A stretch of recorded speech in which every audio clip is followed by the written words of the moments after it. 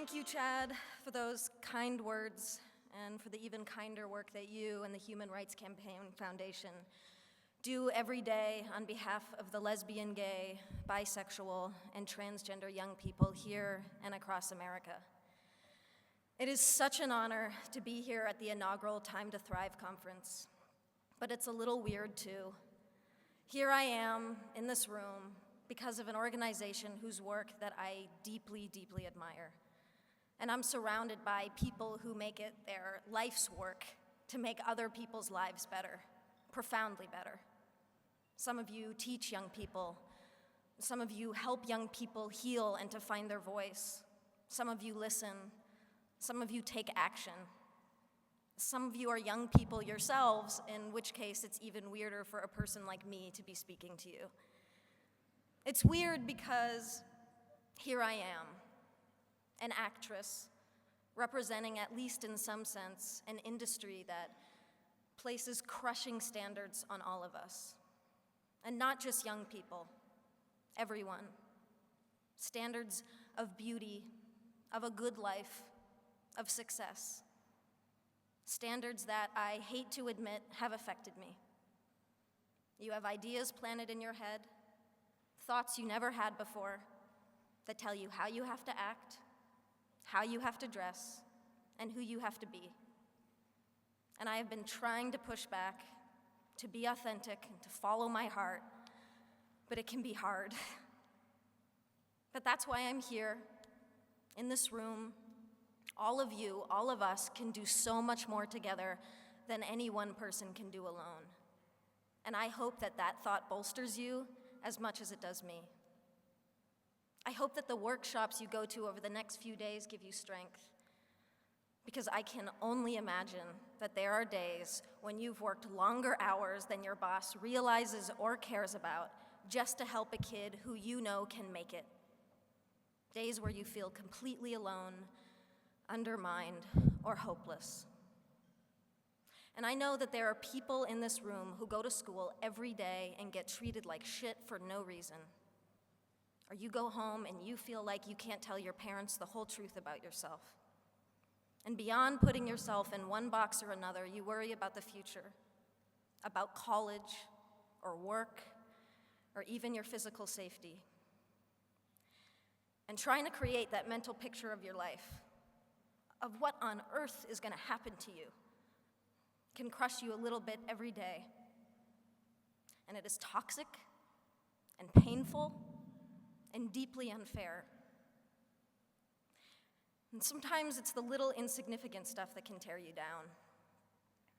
Now, I try not to read gossip as a rule, but the other day, a website ran an article with a picture of me wearing sweatpants on the way to the gym. And the writer asked, "Why does this petite beauty insist upon dressing like a massive man?" Because I like to be comfortable.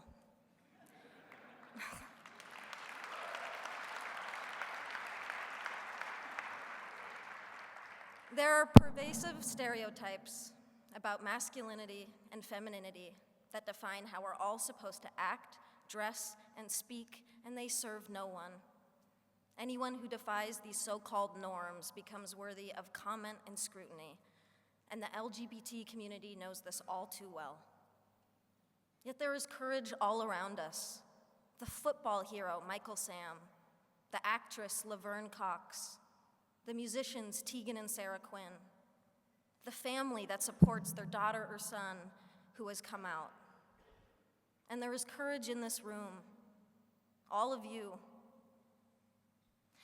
And I'm inspired to be in this room because every single one of you is here for the same reason. You're here because you've adopted as a core motivation the simple fact that this world would be a whole lot better if we just made an effort to be less horrible to one another.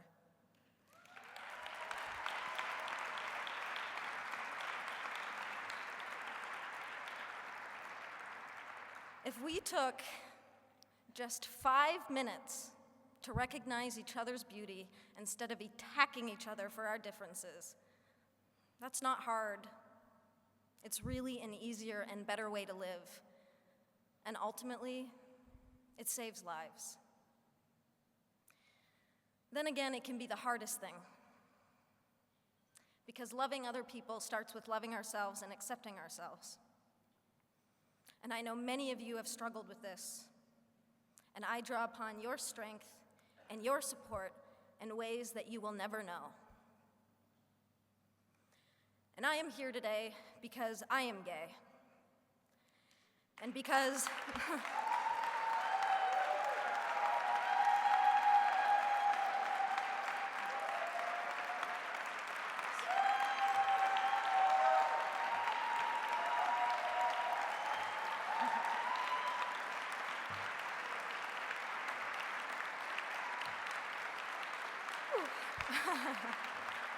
Thank you.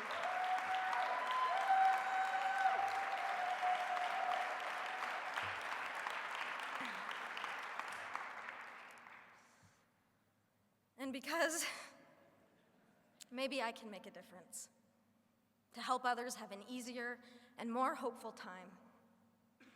Regardless, for me, I feel a personal obligation and a social responsibility. I also do it selfishly because I'm tired of hiding, and I'm tired of lying by omission.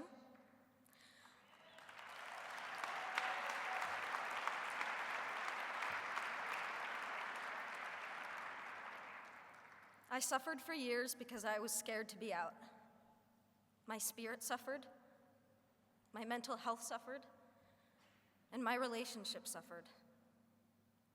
And I'm standing here today with all of you on the other side of that pain. And I am young, yes, but what I have learned is that love, the beauty of it, the joy of it, and yes, even the pain of it, is the most incredible gift to give and to receive as a human being. And we deserve to experience love fully, equally, without shame and without compromise. There are too many kids out there suffering from bullying, rejection, or simply being mistreated because of who they are. Too many dropouts, too much abuse, too many homeless, too many suicides. You can change that, and you are changing it. But you never needed me to tell you that. And that's why this was a little bit weird.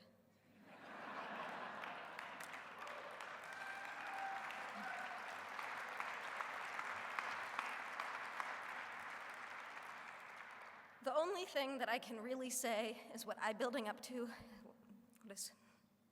is what I have been building up to for the past 5 minutes. Thank you. Thank you for inspiring me. Thank you for giving me hope. And please keep changing the world for people like me. Happy Valentine's Day. I love you.